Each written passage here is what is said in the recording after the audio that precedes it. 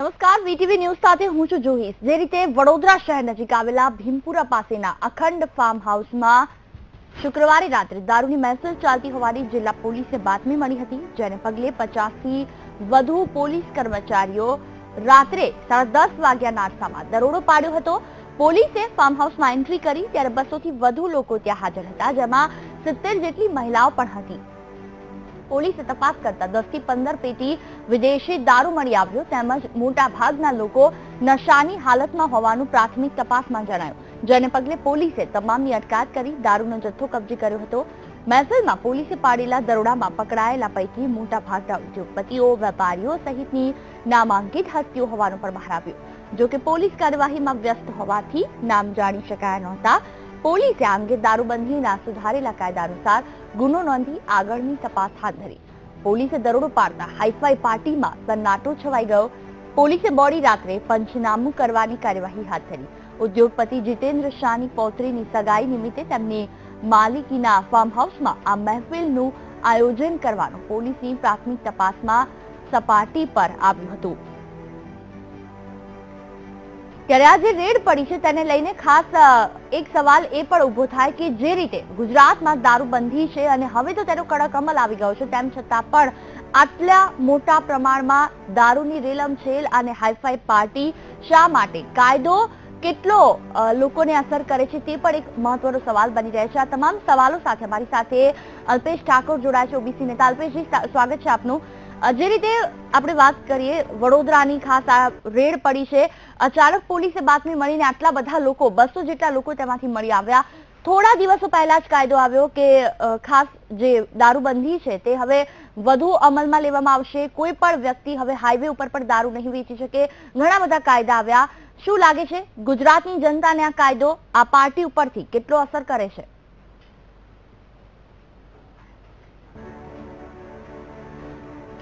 જો પહેલા તો પોલીસ તંત્રને અભિનંદન પાઠવું કે એમણે આ પ્રકારની રેડ પાડવાનો પ્રયત્ન કર્યો અને ઘણા બધાને પકડ્યા પણ ખરા। પણ સવાલ એ થાય છે કે આ દારૂ ક્યાંથી આવ્યો, દારૂની પાર્ટીનું આયોજન કોણે કર્યું હતું, આ લોકો સામે પણ કયા પ્રકારની કાર્યવાહી કરવામાં આવશે, અને જે મોટા લોકોને પકડવામાં આવ્યા તો કોના ઈશારે છોડી દેવામાં આવ્યા, કયા મોટા રાજકીય આગેવાને ફોન કર્યા? જે લોકોએ મોટા રાજકીય આગેવાનોએ ફોન કરી અને ભલામણ કરી હોય તો એવા લોકો સામે પણ કાર્યવાહી કરવામાં આવે, કારણ કે નવા કાયદાની અંદર આવા પ્રકારનું કૃત્ય કરનારને બચાવનાર સામે પણ કાર્યવાહી કરવામાં આવશે। એવા પ્રકારનું જે એમેન્ડમેન્ટ લાયા છે એ અંતર્ગત એ રાજકીય આગેવાનોના નામ જાહેર કરવામાં આવે। પણ ગુજરાતમાં કાયદો પહેલાથી હતો, નબળો કાયદો હતો, અમારા આંદોલનના કારણે મજબૂત કાયદો બનાવવા માટે સરકારે મજબૂત થવું પડ્યું છે। પણ એના અમલવારીની ઈચ્છા શક્તિ જોઈએ સરકાર જોડે। ગુજરાતની બોર્ડરો સીલ થવી જોઈએ, પોલીસ તંત્રને સરકારને ખબર છે કે આ દેશી દારૂ બને છે, તે તમામ ભઠ્ઠીઓ પર રેડ પાડવી જોઈએ ને તમામ જગ્યાએ પોલીસ તંત્ર જો કડકમાં કડક કાર્યવાહી કરે તો ગુજરાતમાં દારૂ ઘૂસે જ નહીં, તો આવા પ્રકારની પાર્ટીઓ પછી શક્ય નથી। પણ ગુજરાતની અંદર જે કાયદો બને છે, કાયદાનું કડક અમલવારી થાય, સાથે અમે જે ઈચ્છીએ તો એ કાયદામાં હજુ પણ થોડા લૂપહોલ છે। જે તે જ્યાં રેડ પડે છે, જ્યાં દારૂ પકડાય છે, ત્યાં જવાબદાર પોલીસ સ્ટેશનના જવાબદાર અધિકારીને સસ્પેન્ડ કરવામાં આવે, પીએસઆઈ પીઆઈને એવા પ્રકારની જોગવાઈ માંગી હતી અમે। બીજી એ પણ માંગી હતી કે જે તે વિસ્તારના ધારાસભ્ય સામે પણ કાર્યવાહી કરવામાં આવે। આ પ્રકારની હજુ પણ સુધારા વધારા સાથેનો કડક કાયદો બને તો હું માનું છું કે ગુજરાતમાં ક્યાંય પણ દારૂ નહીં મળે। પણ આ જે કંઈ આજે પોલીસે કર્યું છે અભિનંદન પાઠવું છું, પણ સાથે અપેક્ષા એ રાખું છું કે ગુજરાતમાં કાયદો બધા માટે સરખો હોય, અમીર હોય કે ગરીબ હોય। આ અમીરો પકડાયા છે તો અમીરો સામે કડકમાં કડક કાર્યવાહી કરી અને પોલીસ તંત્ર પોતાની કટિબદ્ધતા બતાવે, કાયદો કાયદાનું કામ કરે છે, એ ડર એ તમામ લોકોને હોવો જોઈએ, એ પ્રકારનો એક દાખલો બેસાડે। બિલકુલ અલ્પેશજી, થોડા સમય કેટલાક મહિનાઓ પહેલાની વાત કરીએ, આપે મહેસાણા સહિત અલગ અલગ જગ્યાઓ પર આ જ દારૂબંધીને લઈને દારૂને નાબૂદ કરવા માટે જનતા રેડ કરી હતી। તેમાંથી એવા કેટલાક વૃદ્ધ લોકો પણ હતા જે પોતાનું ગુજરાન ચલાવવા માટે દારૂ વેચતા હતા, અને તેઓ જ્યારે મીડિયા સમક્ષ મોઢું છુપાવીને બોલતા આપની સમક્ષ નજરે પડ્યા ત્યારે તેમના દ્વારા એવું કહેવાયું કે અમને પણ ક્યાંક ને ક્યાંક કેટલાક પોલીસ અધિકારીઓ મદદ કરી રહ્યા છે, જેના કારણે બહારથી અમે ગુજરાતમાં દારૂ લાવીએ છીએ અને અહીં લાવી વેચી અમે અમારું ગુજરાન ચલાવીએ છીએ। તો આ પ્રકારની ક્યાંક ને ક્યાંક ઢીલી નીતિ અને પોલીસની સાંઠગાંઠ પણ આ ગુજરાતના તંત્રને ખોખલું કરતું હોય તેવું કહી શકાય।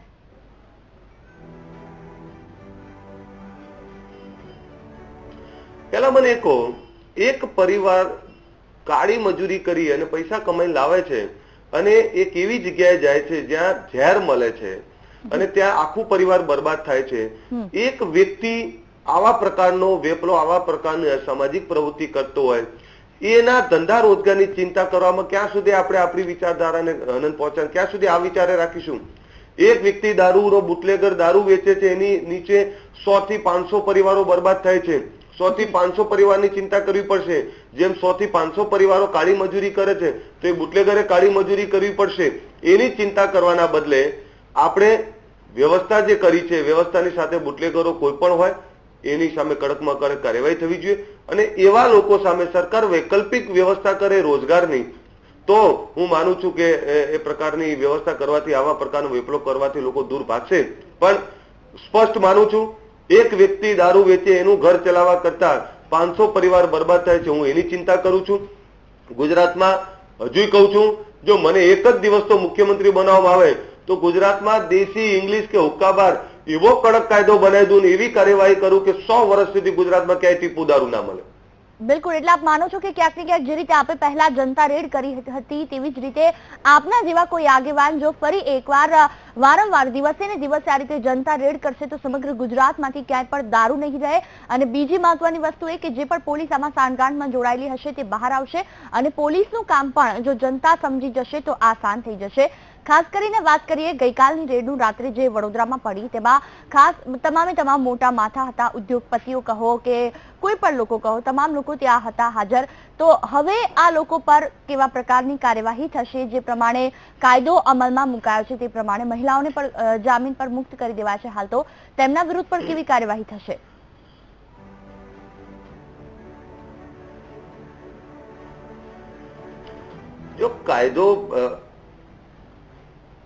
જો કાયદા તંત્રની અંદર જે નવો કાયદો છે એની જોગવાઈ પ્રમાણે અમે એ માંગ્યું હતું કે દારૂ પીતા પકડાય કે વેચતા પકડાય તો ચાર્જશીટ પહેલા આ લોકોના જામીન ના થવા જોઈએ. પણ આ લૂપહોલ્સ ઘણા બધા રાખ્યા છે સરકારે આ કાયદામાં. ચાર્જશીટ પહેલા જામીન ના થાય તો સ્વાભાવિક છે કે 2-3 મહિના સુધી જામીન જ ના થાય. અને બીજું એ છે કે 5-10 મિનિટમાં તમે જામીન આપી દીધા તો એને કાગળ તૈયાર કરતા 15-20 મિનિટ થાય, અડધો કલાક થાય છે. એટલે તમે જે પ્રકારે લોકોને પકડ્યા, પોલીસને અભિનંદન આપ્યું, પણ સાથે જે પ્રકારે એમને વીઆઈપી વ્યવસ્થા આપી એ બહુ મોટો સવાલ છે. અને હું સ્પષ્ટ માનું છું કે સર, પોલીસે કોઈને જાણ કર્યા વગર રેડ પાડી પકડ્યા છે, ઈમાનદારીથી પકડ્યા છે, પણ એમના ઉપર કોઈ રાજકીય આગેવાનોનું દબાણ 100% હશે, રાજકીય મોટા માથાઓનું દબાણ હશે.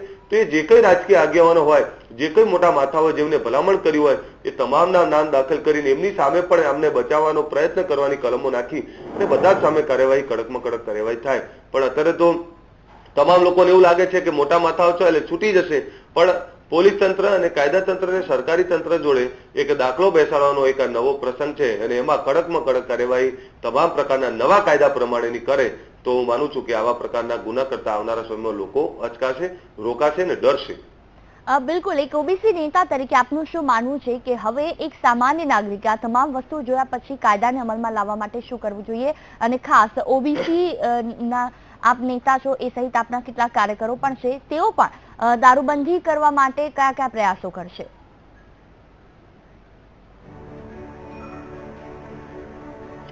એટલે કીધું 5000 જનતા રેડ અમે પાડી.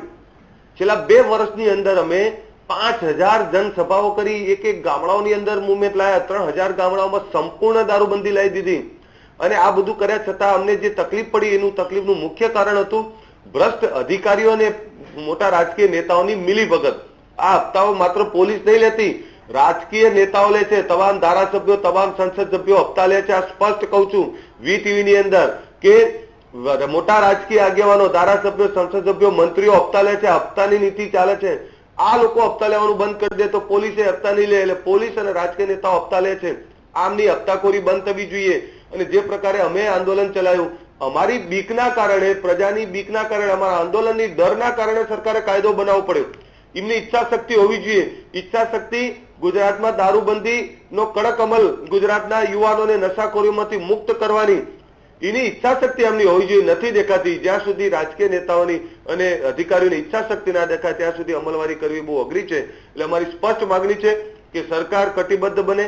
સરકાર ઈચ્છતી હોય કે ગુજરાતનું યુવાધન વ્યસનોમાંથી મુક્ત થાય, સરકાર ઈચ્છતી હોય કે ગુજરાત એ સાચા અર્થની અંદર દારૂ મુક્ત ગુજરાત હોય, તો એમણે કડકમાં કડક અમલવારી કરવી પડશે અને એના માટે મુખ્યમંત્રી અને ગૃહમંત્રી જવાબ આપે કે અમે કયા પ્રકારનું કડક અમલવારી કરવા માંગીએ છીએ. હજુ પણ ગુજરાતમાં દારૂ વેચાય છે તો ગુજરાતની સરહદો જે બોર્ડરો છે સીલ કરવી જોઈએ. જ્યાં બોર્ડરો છે ત્યાં તમામ જગ્યાએ સીસીટીવી કેમેરા લગાવવા જોઈએ અને તમામ પ્રકારની વોચ રાખવામાં આવે તો હું માનું છું કે ગુજરાતમાં ક્યાંય પણ ટીપુ દારૂ નહીં મળે. પણ સરકારની ઈચ્છા શક્તિ હોવી જોઈએ. તમામ બોર્ડરો પર સીસીટીવી કેમેરા લગાવો, તમામ મોટી ટ્રકોની તમામ લોકોની ચેકિંગ કરવામાં આવે તો ગુજરાતમાં ક્યાંય દારૂ નહીં મળે. ગુજરાતમાં દારૂ બહારથી આવે છે. પોલીસ જોડે સરકાર જોડે અડ્ડાઓની યાદી છે, પોલીસ જોડે સરકાર જોડે બુટલેગરોની યાદી છે, ક્યાં ભઠ્ઠીઓ ચાલે છે, ક્યાં દારૂ દેશી દારૂ બને છે, ક્યાંથી ઇંગ્લિશ દારૂ આવે છે. આ તમામ પ્રકારની વ્યવસ્થા એમની જોડે છે, એમની જોડે માહિતી પણ છે. ઈચ્છા શક્તિ કડક અમલવારીની જોઈએ, કડક કાર્યવાહીની જોઈએ. બિલકુલ, જે રીતે આપણે કહ્યું કે જે ભ્રષ્ટ અધિકારીઓ છે તે જ ક્યાંક ને ક્યાંક આમાં વચ્ચે આવે છે અને હપ્તા લે છે. આપે સ્વીકાર્યું પણ ખરું.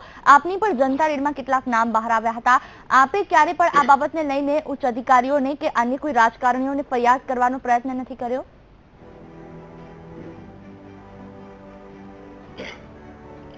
તમારી જાણ માટે આપને કહી દઉં કે અમે તમામ જગ્યાએ અડ્ડાઓના ફોટા પાડી એનું લિસ્ટ આપીએ છીએ તમામ પોલીસ સ્ટેશનોમાં.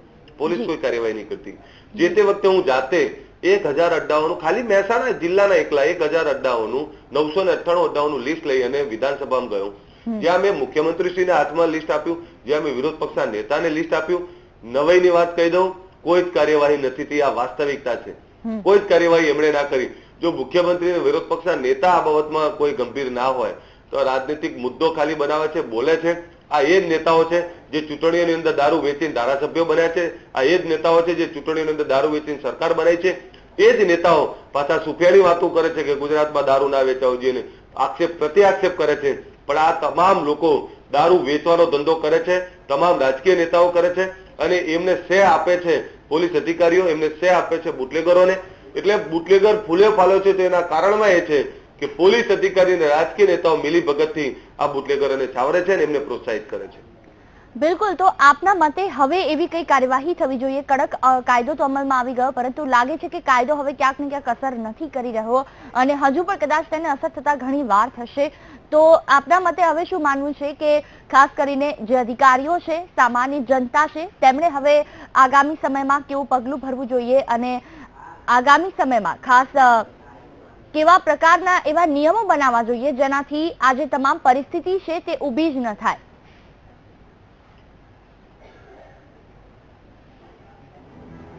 જો કાયદો 100% પીનારા માટે, વેચનારા માટે કડક બનાવે છે સરકારે, આવકારીએ છીએ ને, પણ સાથે હવે પોલીસ અધિકારીઓની જવાબદારી નક્કી કરતું પણ આપણે નક્કી કરવું પડશે. જ્યાં દારૂ પકડાય છે જે તે વિસ્તારના પીએસઆઈ કે પીઆઈને તાત્કાલિક અસરથી સસ્પેન્ડ કરવામાં આવે, આ પ્રકારની જોગવાઈ કરવામાં આવે. અને સાથે લોકો પોતાની જાગૃતિ, જેમ અમે જાગૃતિ લાવી રહ્યા છીએ ગામડે ગામડે, અમે લોકોને જાગૃત કરી રહ્યા છીએ, નશાખોરીમાંથી મુક્ત કરી રહ્યા છીએ, એ પ્રમાણે લોકોએ પણ બહાર આવવું પડે. પણ સ્પષ્ટ વાત છે, સરકારે હવે અધિકારીઓની જવાબદારી નક્કી કરવી પડશે. જ્યાં રેડ પડે છે, જ્યાં દારૂ પકડાય છે, એ જે તે વિસ્તારના પોલીસ સ્ટેશનના પીએસઆઈ અને પીઆઈને તાત્કાલિક અસરથી સસ્પેન્ડ કરવામાં આવે. આ પ્રકારની જોગવાઈ જો ઉમેરવામાં આવે તો ગુજરાતમાં ક્યાંય દારૂ નહીં મળે. શોમાં દેખાઈ રહ્યું છે ખાસ તમામ લોકો પોતાનું મોઢું છુપાવતા નજરે પડી રહ્યા છે. પહેલા તો તેઓ એવું કામ કરે છે કે જેનાથી કાયદાને શરમ આવે અને ત્યારબાદ તેઓ જ્યારે પકડાઈ જાય છે ત્યારે તેમને પોતાને શરમ આવે તેવું કામ કરે છે અને જેના લીધે ગુજરાતની જે છબી છે, કેટલાક સરકાર એવી વાતો કરે છે કે ઘણા બધા ઉદ્યોગો ગુજરાતમાં લાવવા છે, ત્યારે ઉદ્યોગપતિઓના આવા પ્રકારના ક્યાંક ને ક્યાંક પ્રયત્નોથી, તેમના આવા પ્રકારના મહેફિલમાં જવાથી અને દારૂ પાર્ટી કરવાથી તેમની છાપને અસર પડે છે. શું તેના કારણે પણ ગુજરાત હવે ક્યાંક ને ક્યાંક પાછું પડતું હોય તેવું લાગે છે અને તેના કાયદાની પણ અસર થઈ રહી છે?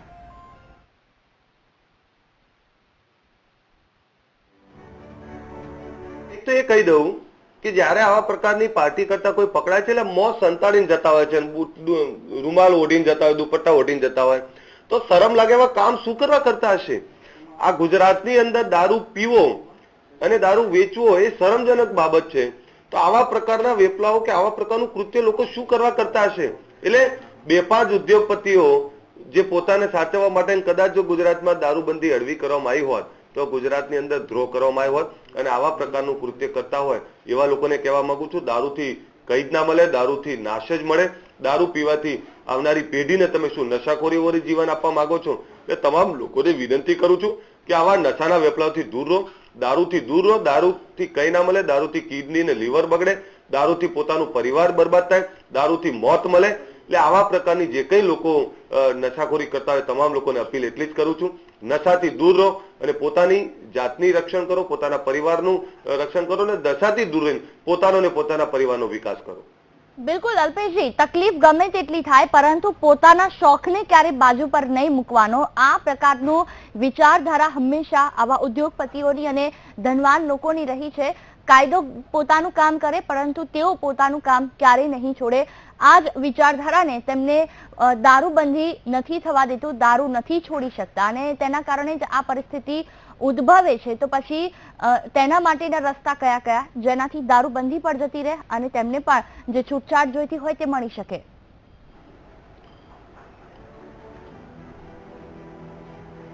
નહીં, પણ શેના માટે છૂટછાટ આપવી છે અને આવા લોકો સામે કડકમાં કડક કાર્યવાહી કરો એટલે લોકોને ખબર પડે કે ગમે તેવો ચમરબંધી, ગમે તેવો ઉદ્યોગપતિ હોય તો કાયદો કાયદાનું કામ કરશે.